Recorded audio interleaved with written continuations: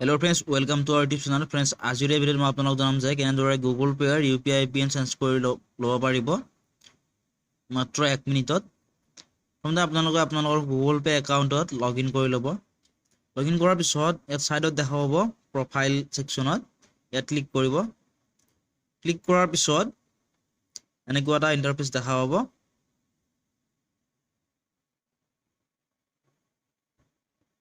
তাৰ পিছত আপুনি ইয়াত অপশন আছে বেংক একাউণ্ট, ইয়াত ক্লিক কৰিব।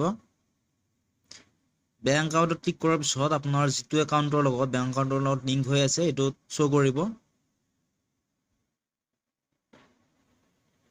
তাৰপিছত আপোনাৰ বেংক একাউণ্টত ক্লিক কৰিব। ক্লিক কৰাৰ পিছত ইয়াত থকা থ্ৰী ডটছত ক্লিক কৰিব। ক্লিক কৰাৰ পিছত ইয়াত ছেকেণ্ড অপশ্যনটো আছে চেঞ্জ UPI পিন। যদি আপোনালোকৰ একাউণ্টটো ৰিমুভ কৰিব বিচাৰে বেংক একাউণ্টটো ইয়াত ৰিমুভ একাউণ্টত ক্লিক কৰিব, আৰু যদি এই UPI পিনটো চেঞ্জ কৰিব বিচাৰে ইয়াত ক্লিক কৰি চেঞ্জ কৰিব পাৰিব।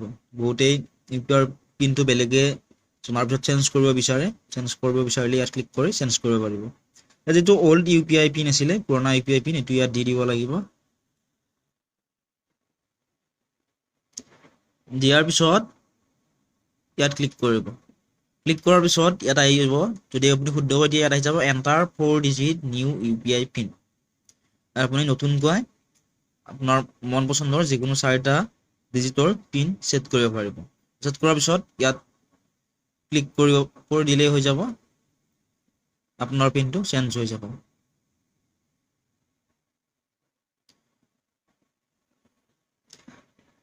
আৰু ইয়াত UPI পিন চেঞ্জ কৰা আৰু এটা অপশ্যন আছে। ইয়াৰ পৰা 3rd নম্বৰ অপশ্যনটো শেষৰ ওপৰৰ অপশ্যনত ক্লিক কৰিব, ফৰগট UPI পিন, ইয়াতো ক্লিক কৰি চেঞ্জ কৰিব পাৰিব। ইয়াত ক্লিক কৰিব। ক্লিক কৰাৰ পিছত ইয়াত হৈছে enter card details, debit card বা ATM কাৰ্ডৰ লাষ্ট 6টা ডিজিট আপুনি ইয়াত দি দিব লাগিব। আপোনাৰ ডেবিট কাৰ্ডখনত চাই লাষ্ট 6টা সংখ্যা ইয়াত দি দিব লাগিব। আৰু দিয়াৰ পিছত ইয়াত যিটো আপোনাৰ ATM কাৰ্ডখনত বা ডেবিট কাৰ্ডখনত থকা যিটো এক্সপায়াৰ ডেট লিখা আছে ভেলিড এপটো বুলি থাকিব পাৰে, আৰু ইয়াত চাই আপুনি ইয়াত দি দিব। দিয়াৰ পিছত ইয়াত ক্লিক কৰিব, আৰু তাৰপিছত এনেকুৱাকৈ আপোনাৰ কিছু সময় ৱেইট কৰিব লাগিব, আপোনালোক 30 ছেকেণ্ড মান সময়।